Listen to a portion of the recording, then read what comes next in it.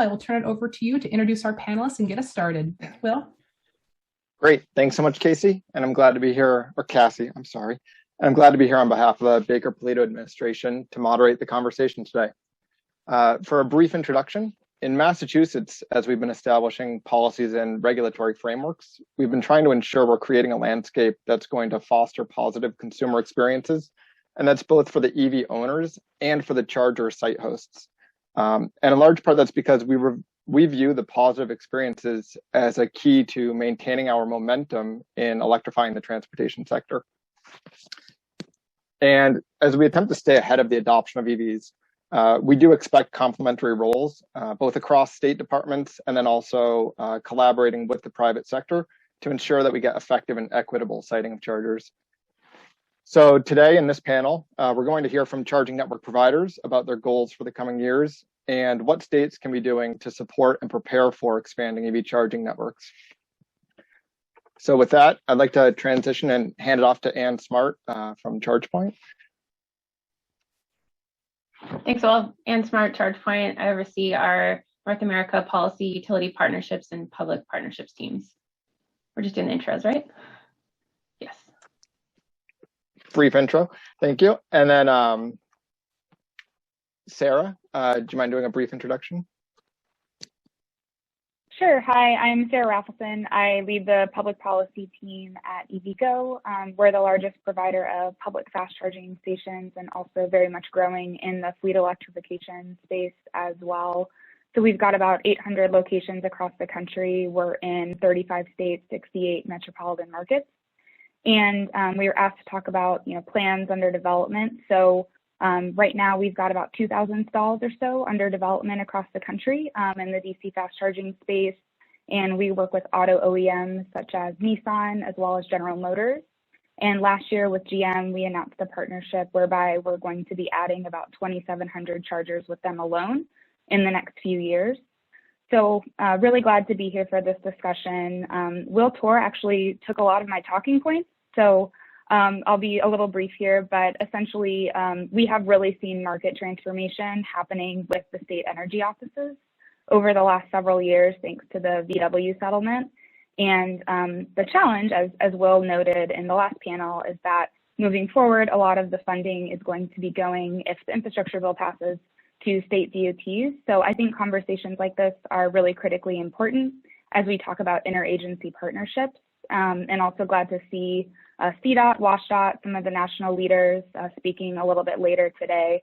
They've had really great interagency partnerships where they jointly manage some of their EV charging programs across multiple state agencies. So we really think these dialogues are very important as we talk about infrastructure, the infrastructure bill. So thanks for having me and looking forward to the discussion. And finally, Matthew. Hey all, this is Matt Nelson. I'm Director of Government Affairs at Electrify America. Electrify America opened our first ultra-fast charging station in 2018, and we've been opening stations at a rate of about 4 per week ever since. We focus on corridor charging primarily. 55% of all the stations we've built are on corridors. We also, 45% of the stations are in metro areas, focused specifically on the residents of multi-unit dwellings. As Michael mentioned before, that's a needed to serve population, and TNC drivers, it's Uber and Lyft drivers.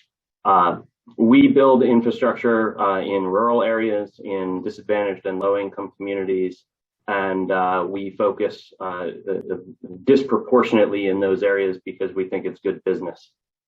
We've committed to opening, to tripling our network by 2025.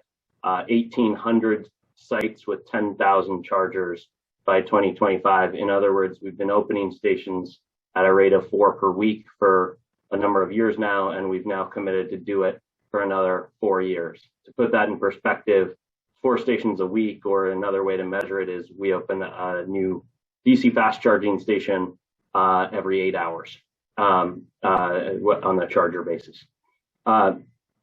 We are very excited about where the industry is going technologically. In the last 5 years, the average charging speed of new models has gone from 50 kilowatts to 150 kilowatts. That's a 3-fold increase. increasing average charging speed of vehicles coming to market to about 9 miles of range per minute. And some models are capable of 350 kilowatt charging, which is 20 miles of range per minute. Every research study we've reviewed comes to the exact same conclusion, that to get the mass market adoption of EVs, we need ultra fast charging that is convenient and reliable. And what we see is that moving the technology towards faster and more reliable charging will give customers the confidence to go electric. As I say a lot, in the history of our world, no one has ever thought to themselves, will the gas station work on the way to grandma's house this weekend? It just doesn't happen. And in the EV charging space, it does. So that's the problem we need to all solve together.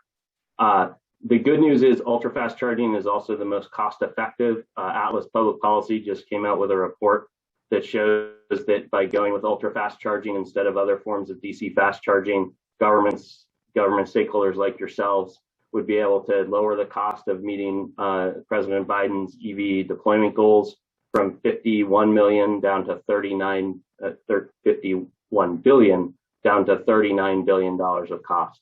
So there's tremendous opportunity here to align both the interests of government in being cost efficient and the needs of customers of being fast and reliable.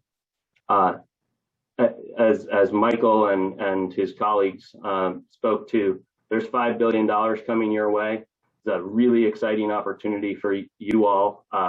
You're directed to focus on corridor charging. You've got the opportunity to partner with the private sector.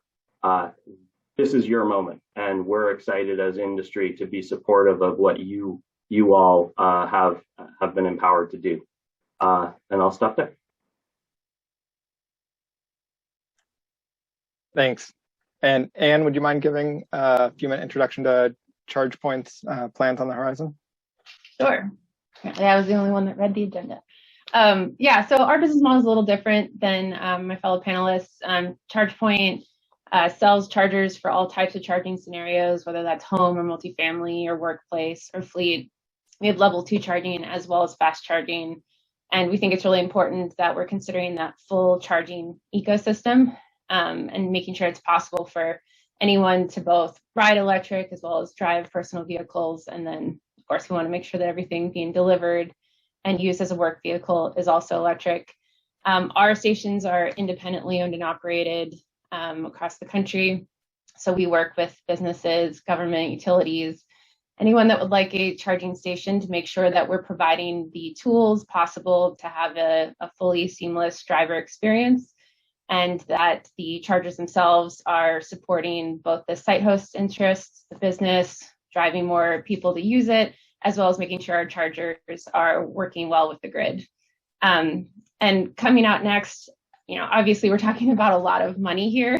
And so in reality, this is the funding that will define our market for the next few years, which is why it's so important that we have this discussion and make sure that we're getting it right in a way that's going to continue to allow for customer choice and multiple business models like all of ours here, as well as whatever our companies and the other ones come up with in the next few years, and then continue to innovate. It's important to remember that ChargePoint's been around for about 14 years. And if we're seeing this much funding in the next few years, just all the different things that could occur, want to make sure we continue to allow that. Thanks. Great. So it sounds like for all three organizations, you have a lot of growth on the horizon in the very near term. I'm hoping we can transition into challenges that you've encountered to date and foreseeable challenges, and specifically what challenges you think states can have a role in helping to address, whether it's the state or the regulated electric utilities within those states. And for that, Sara, do you mind if we start with you?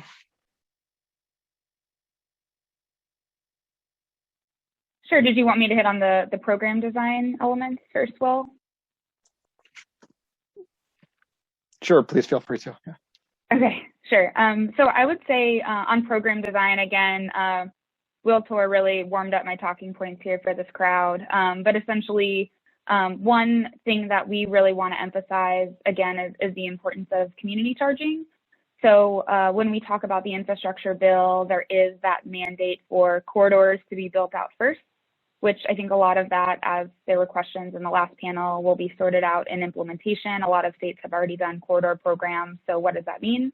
But I think also we need to be thinking about the other use cases for charging. I'm sure Ann will talk about the importance of workplace charging and level 2 as well for longer dwell time locations. But in terms of the fast charging space, we want to think about not just enabling fast charging for road trips across the state, but also for enabling charging for those who don't have access at home. That includes residents of multifamily housing, as well as those without access to on-site parking who may need to park on the street or are renters and aren't able to install chargers at home. And for those types of drivers, we at EVgo really look to install at locations that have access to great amenities, restrooms, restaurants, places like that where people want to be spending a little bit of time while they charge. So places with great amenities and community locations close to where people live, work, and play are going to be a really important part of the puzzle as well. So I would say one takeaway on program design, and we're going to go into a little bit more detail on this later, but really consider the community charging use case as well as you think about DC fast charging programs. And since Colorado was on the last panel, I'll just point out that the Plazas program in Colorado run by the Energy Office is a really great best practice in that. And we know that New Jersey, which passed legislation a few years ago that set up several of their programs, is also thinking about a community charging program as well per that legislation.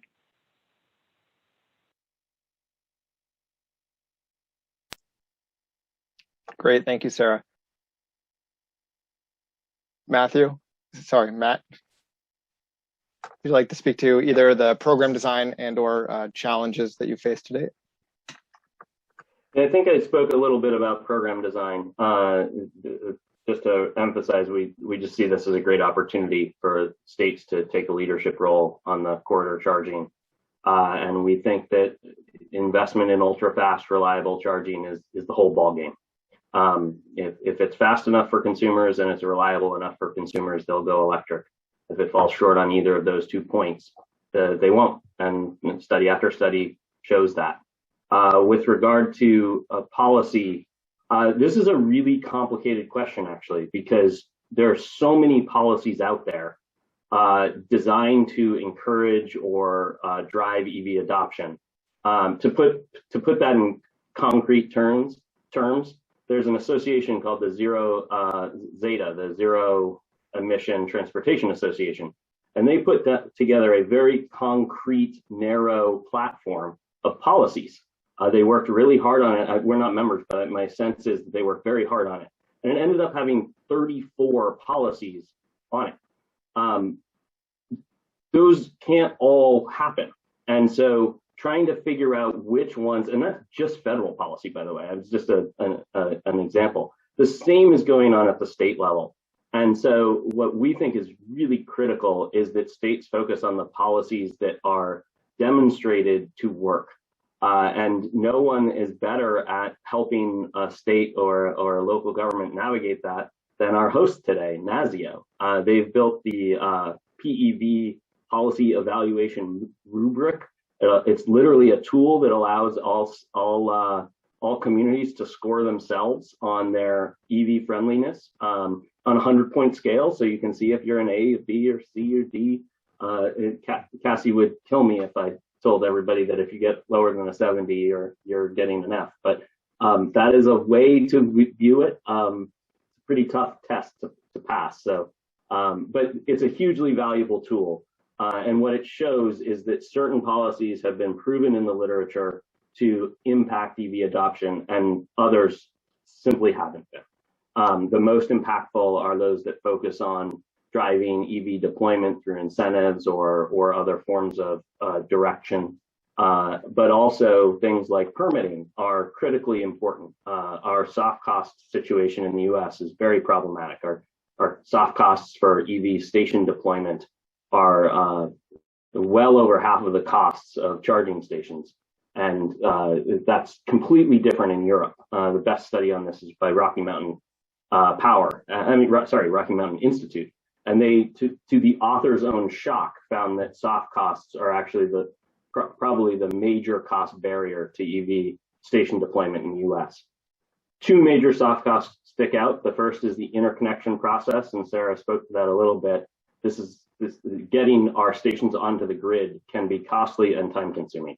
But the second is permitting. And that's a regional issue.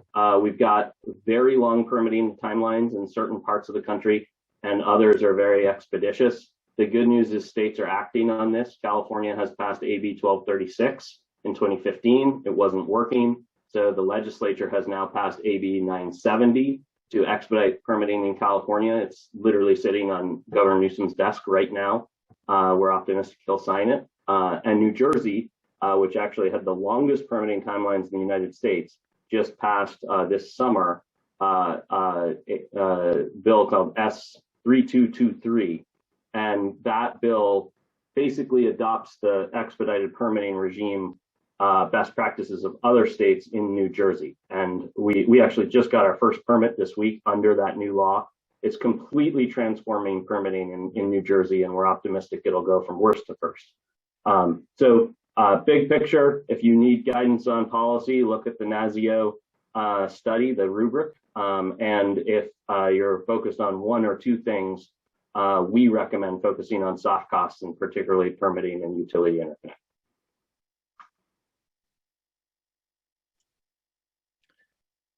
Great. And perspectives from ChargePoint? Sure. Shout out to Dylan, who's putting some resources into the chat. Today, ChargePoint released an outline of best practices that we hope that states and DOE and DOT will take into consideration when looking at how do we spend all this money and what lessons have we learned from Appendix D. And that was also in Politico, saw that this morning. There's also some links, I think, to some great documents that EVgo put together and some additional research. So make sure everyone takes a look at that. In our experience, we've found that many of the things that Matt listed in terms of enabling states to consider all of the additional policies we'll need to make sure the markets are ready for this accelerated build out of infrastructure, including permitting, as well as getting into other issues like electricity rate design, demand charges, building codes, making sure that we have access to the vehicles for everyone of all income types. And beyond that, we've learned some lessons with Appendix D funding in particular. It's great to hear both on the previous panel and then moving forward that the state DOTs and state DOEs will be coordinating, and that's going to be really critical, I think, to take some of the lessons that the energy offices had on Appendix D and now apply it to these new highway charging programs. Specifically, we found that learning about the different costs associated with installing a charger and making sure that program grants are taking into account soft costs as well as the hardware and software costs are really critical. Looking at in-state utility infrastructure programs and whether or not they could be used to pair with a federal or state grant program. Seen some great success with this in New York and Colorado. For example, the stations behind me that are owned by Come and Go in Colorado were funded through Appendix D with the Colorado Energy Office. And also in partnerships with the utilities in the state. In addition to that, we've really hoped to see more collaboration beyond this. It was mentioned several times in the last panel, but getting stakeholder input up front, both from the charging industry as well as other players in the state, particularly from community groups that can help identify where there may be gaps in access to charging and help us work together to make sure that this public funding is going to all the areas that need it the most, whether that's rural or underserved areas, is really going to be critical. And taking the time to get that feedback up front will help us have a much more smooth rollout of these grants as they become available. And the last thing I'll mention is just, again, we're going to see continued innovation across the board. So really encourage states to both talk with the industry about what's here and what's coming, and also make sure that these funding mechanisms are set up in a way that's going to enable more than one hardware and software type, and support the industry more broadly. Picking a single winner to deploy all the funding in one state sets the state up for risk, but also may make drivers not eligible to access the best, most future-proof technology. So again, the link for our best practices is in the chat, and look forward to talking more.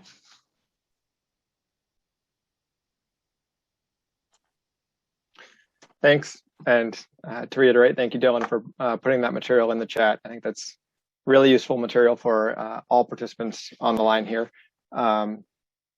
Looking at the time and recognizing that there are a lot of things that need to happen in the coming years. And to Matt's point of over 30 recommendations just on a federal side, could each of you provide just a single, if there was one thing that you could resolve across all states in the US, what would that one thing be that you would resolve first? And for that, can we start with Matt? Just one thing. Well, I mentioned before the importance of focusing on ultra-fast and reliable charging. But from a policy perspective, the single largest barrier to EV adoption, deployment of the fast charging that folks want, is actually demand charges. A rate design feature that is very problematic for DC fast charging was not designed with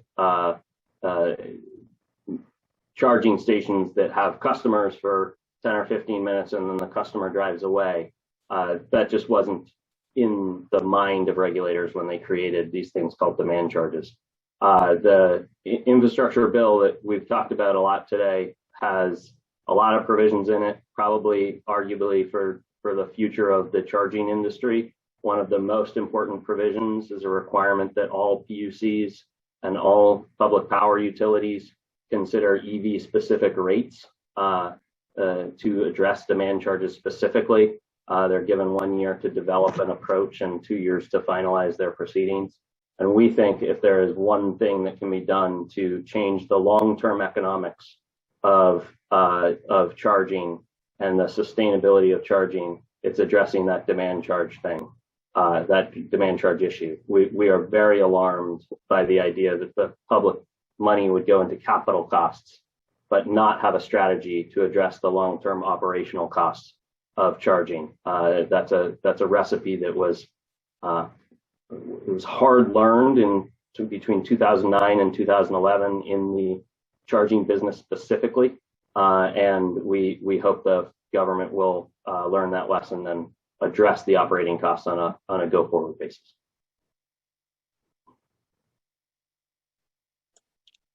Sara? Sure. So I think, again, just to plug the resources that Dylan put into the chat, we launched an initiative called Connect the Watts and have been releasing best practice documents in 3 areas so far. So one is program design as we think about public funding. The second is on permitting, and the third is on utility timelines. And on the one thing that I would ask, and I think both Anne and Matt hit on this very well, is more focus on soft costs. There's certainly at the PUC level so much focus on programs, which again is great. We've been seeing really great traction coast to coast on rate design, as Matt mentioned, but also the middle of the country. New rates in Ameren, Illinois came out just summer as well. Madison Gas and Electric was an early mover in Wisconsin. So really seeing great momentum on rate design. We know Make Ready has been a tool that utilities have looked to utilize as well. But on our side of the business, we have really been looking at ways in which we can streamline the way that we work with utilities. One big soft cost barrier that we see are utility easements.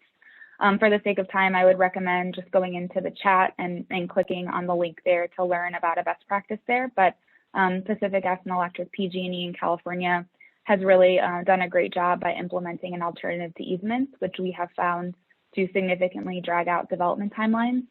Having more dedicated staffing for EV charging is very important as well, not just in terms of giving us a dedicated account manager, but also in terms of being able to have capacity maps and things like that are tools and resources that companies like ours can use to intelligently site chargers in places that are good for the grid. And we're a little bit different than other sources of new load in that we've got some flexibility in terms of where we can locate. So again, having that dedicated staff that we can work with is really critically important. So on the utility side, soft costs, would really love to see more focus on process. We know that's going to be happening in California in about 3 weeks, a joint workshop between the PUC and the Energy Commission to talk about how can we expedite permitting, how can we expedite utility development timelines. But on the other side of that with permitting, 2 quick anecdotes. So one, I received notification this week that we have one site in a metro area in Arizona that's now been stuck with permitting office for 183 days. Another site more in the middle of the country forward a permit, and that local jurisdiction had not yet seen an EV charger come into their jurisdiction before. So they said they needed to work with their city council to pass something before they could allow our permit to move forward. So I think what Matt was saying in terms of legislation is going to be really important for moving forward the conversation on permitting. But where there's not a political pathway forward on statewide legislation, I think state agencies and governors' offices can take a really important role in terms of education. Go Visit California has done that really well with a permitting guidebook. Matt mentioned the leadership in New Jersey, which has also been really fantastic in terms of taking lead on permitting. But also I think cities can play a really important role as well in terms of passing expedited permitting laws at the local level. So again, focus on soft costs. Please take a look at the Connect the Lots for more resources, and thanks for having us. Thanks, Sarah. Ann? Yeah, so there's a pretty basic law that we actually need to get passed in all 50 states, which enables our customers and EVgo and Electrify America and other companies that operate their stations to actually resell electricity or charge a per kilowatt hour fee without being regulated as if we were public utilities. And as of a couple months ago, we're up to 39 states that have put this policy into place. Just got Texas and Kansas this year, among others. But we still have those 11 other states. And the great thing about the infrastructure funding, if it moves forward and as a formula grant, is that this would be an all 50 state effort. So if we can get those last 11 states done in the next year, it's really going to make it more flexible for charging operators to set appropriate pricing that's dynamic and supports the different types of vehicles and drivers' needs. And for the rest of the states that have already put that into place, really want to highlight line extension policies with utilities. As I mentioned before, in Colorado, it's been helpful to see Xcel have the ability to cover the cost of the utility side of the meter infrastructure. We have a pending implementation in California through AB 841, which is exciting to see coming there, and hope to see more line extension policies passed in other states. It's a great opportunity for utilities to support the accelerated build out with this funding coming, while focusing on the areas that do add some upfront costs for installation on the utility side. So I hope to see more policies there. Great. Thank you, Ann. Thank you, everyone. Thanks for your time, Ann, for your perspectives. And I know, at least here in Massachusetts, we're looking forward to working with you in the coming months and years, making sure that we've got EV charging accessible for all. With that, I'd like to turn this back over to Cassie and the NASEO team. Great, and thank you again so much to Will and to Ann and to Sarah and to Matt for joining. Your insights are very much appreciated, and we look forward to working with you more as we engage the states on infrastructure rollout. And so we are now going to have a short break. Please